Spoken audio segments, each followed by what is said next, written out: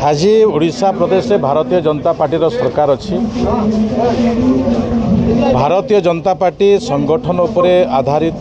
संगठन को विश्वास करे, संगठन अनुसार तार कार्यखसड़ा प्रस्तुत करे। आज तल स्तर उपर स्तर पर्यंत गोटे संगठन व्यवस्था अच्छी। से संगठन व्यवस्था भाव में वर्तमान सुधा भारतीय जनता पार्टी कौन ना कौन इलेक्शन लड़ी एवं आंदोलन हो कि कौन क्रियाशील व्यवस्था हो, प्रत्येक व्यवस्था संगठन को प्राधान्य दे काम करें। आज मोर सौभाग्य जे मोर निर्वाचन मंडल 7टी मंडल मोर सभापति मानक मोर समर्थित करिवार सौभाग्य पाइली एवं तांको संगे तांको सहित रही काम करिवार जो व्यक्तित्व मान अच्छा से मानक भी समर्थित करिवार सौभाग्य पाइली। से दृष्टि निजक मो धन्य मन करुछि। एठी आमर बहुत कार्यकर्ता ठारू आरंभ करी आज दलीय सभापति पर्यंत समस्ते उपस्थित थिले। मो ये संगठन आधार आगामी दिन में जो गरीब कल्याण योजना अच्छी विकसित भारत जो आभिमुख्य अच्छी यशस्वी प्रधानमंत्री एवं 2036 मसीह ओडिशा एक प्रगतिशील राज्य हम जो आभिमुख्य अच्छी 100 वर्ष पूर्ति परिप्रेक्षी से आशा को भारतीय जनता पार्टी कार्यकर्ता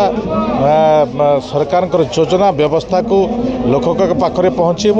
एवं कार्यान्वयन कर ये आशा भरसा आज दिन में रखी ए कार्यक्रम में उपस्थित थी।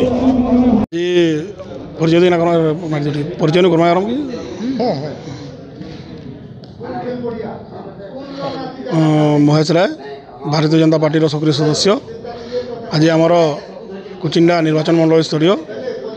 आमर जो नवनियुक्त सभापति मान अच्छा मंडल प्रतिनिधि जहाँ निर्वाचित होती आज आमर ये स्वागत संबर्धना कार्यक्रम अनुष्ठित होता। आज रही कार्यक्रम रे आमर समस्त नवनियुक्त सभापति एवं मंडल प्रतिनिधि मानक आमर ओडिशा सरकार मान्यवर ग्राम्य उन्नयन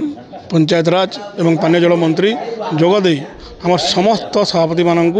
संबर्धित करने सहित उद्बोधन रे आगामी दिन में किपरि आम संगठन को मजबूत करने सहित सरकार को कार्यकलाप को सरकार योजना को लोकलोचन को आनी आम लोकों पाखे केमती पहुँचे आम सरकार समस्त योजना लोक मैंने किपरि उपकृत हे से विषय आमर माननीय मंत्री आलोकपात करी आमर दलर उद्देश्य जहाँ लोकों सेवा आमर प्रथमे आम भारतीय जनता पार्टी नारा अच्छी प्रथमे माटी तापरे पार्टी तापरे व्यक्ति विशेष तो से उद्बोधन से जिनस रखी आ समस्त कार्यकर्ता मानू आज उद्बोधन रे समस्त को निर्देश भी देते उद्बोधन देते कि आम सरकारी योजना जितकी योजना आसूची समस्त योजना को आम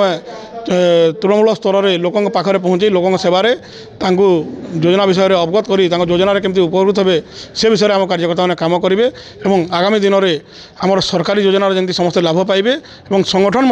आम भारतीय जनता पार्टी संगठन स्तर में केमती तृणमूल स्तर में संगठन मजबूत हो रही से विषय में आम आज माननीय मंत्री उद्बोधन दे आम आज यही सभा अनुष्ठित होता।